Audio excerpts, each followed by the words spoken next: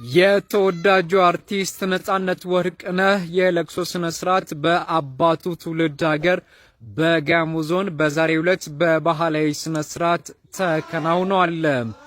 የነጻነት ወርቅነህ አባት ወርቅነህ እምሩ ትውልድ ሀገራቸው በደቡብ ኢትዮጵያ ክልል ጋሞ ዞን ጨንቻ ዙሪያ ወረዳ ዶኮሎሻ መሆኑንም ያገኘነው መረጃ ያመለክታል።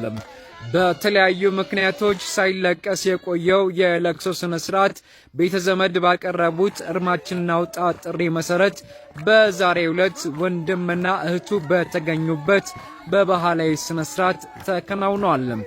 የነጻነት ወርቅነህ አባት ወርቅነህ እምሩ በልጅነታቸው ወደ አዲስ አበባ ለሽመና ወጥተው ባለመመለሳቸው ቤተ ዘመዱ ሳይታወቅ መቆየቱንም ያገኘነው መረጃ ያመለክታል። ታዲያ በዛሬው ዕለት እንግዲህ በዶኮሎሻ በተከናወነው የለቅሶ ስነ ስርዓት ቤተ ዘመድም ትውውቅ አድርገዋል። ተጨማሪ መረጃዎችን ቀጥሎ የምናደርሳችሁ ይሆናል። እርማችሁን አውጡ። አርቲስት ነጻነት ወርቅነህ ለቅሶ በአባቱ ትውልድ ሀገር በጋሞ ዞን ባህላዊ ስነ ስርዓት ተከናወነ። አርቲስት ነጻነት አባት ወርቅነህ እምሩ የተወለደበት በጋሞ ዞን ጨንቻ ዙሪያ ወረዳ ነው።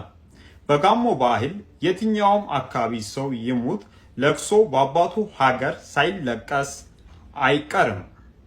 በጋሞ ዞን ጨንቻ ዙሪያ ወረዳ ዶኮሎቼ ቀበሌ በዛሬው ዕለት ባህላዊ ስነ ስርዓት አርቲስት ነጻነት ወርቅነህ ወንድሙ ወንደሰን እና እህቱ መሰረት በተገኙበት የለቅሶ ስነ ስርዓት ተከናውኗል። አርቲስት ነጻነት ወርቅነህ አንድም ቀን ስለ ዘር ግንዱ ሳይናገር ከዚህ ዓለም በሞት መለየቱን እንግዲህ እናስታውሳለን። ስለ ዘር ግንድ ስለ አመጣጥ መናገር ዘረኝነት አይደለም። ማንም ሰው ብሔሩን አክብሮ ከዚህ ብሔር ነው የተገኘሁት ኢትዮጵያዊ ነኝ ቢል ክብር እንጂ ከክብሩ ዝቅ የሚያደርገው ነገር ያለ አይመስለኝም።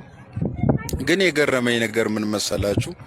እኔ አንድም ቀን ስለ ህልፈተ ህይወቱም ከዚህ ቀደምም የሀዘንም ቪዲዮ አልሰራውም። ምንም ያልኩት ነገር የለም። ብቻ እንደ ሰው ዝም ብዬ ነው ያዳመጥኩት። ግን የገረመኝ ነገር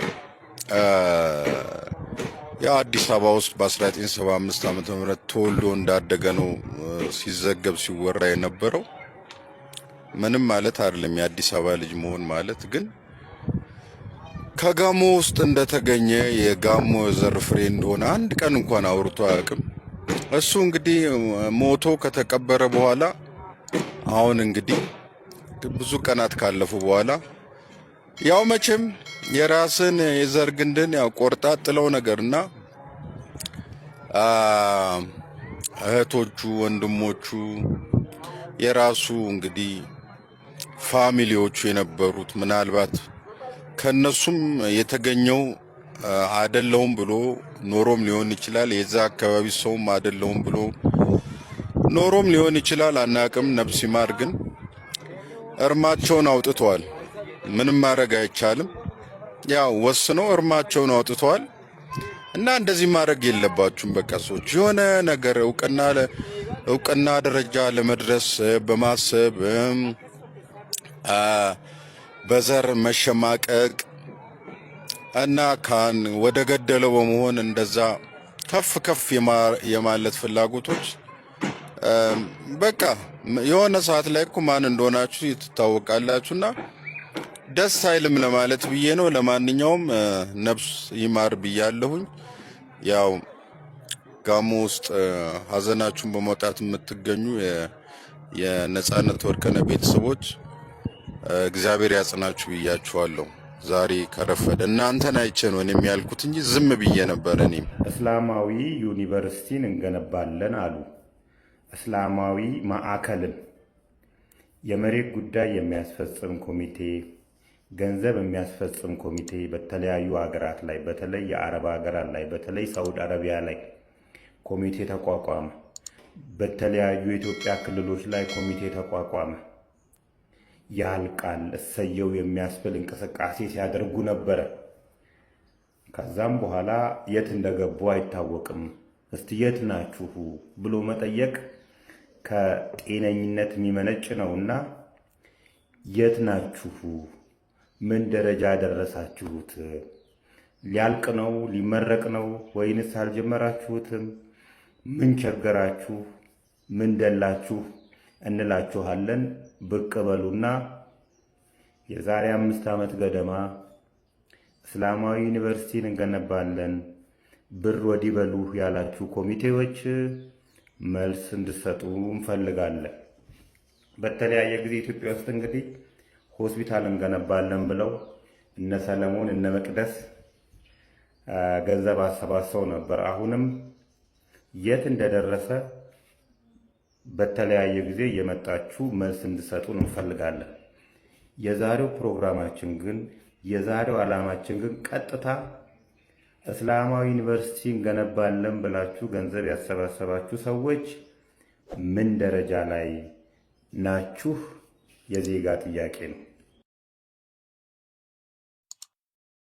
በፊንቴክ ጉዳይ የዛሬ የፍርድ ቤት ውሎ አስገራሚ 2 ነገሮችን ይዞ ብቅ ብሏል። ታዲያ ይህንን መረጃ ወደ እናንተ ከማጋራቴ በፊት ይህንን አካውንት ፎሎ፣ ላይክ እና ሼር ያድርጉት። ዛሬም ቲክቶከሩ መንሱር ዛሬስ ፍርድ ቤቱ በዋስትና ለቆት ይሆን?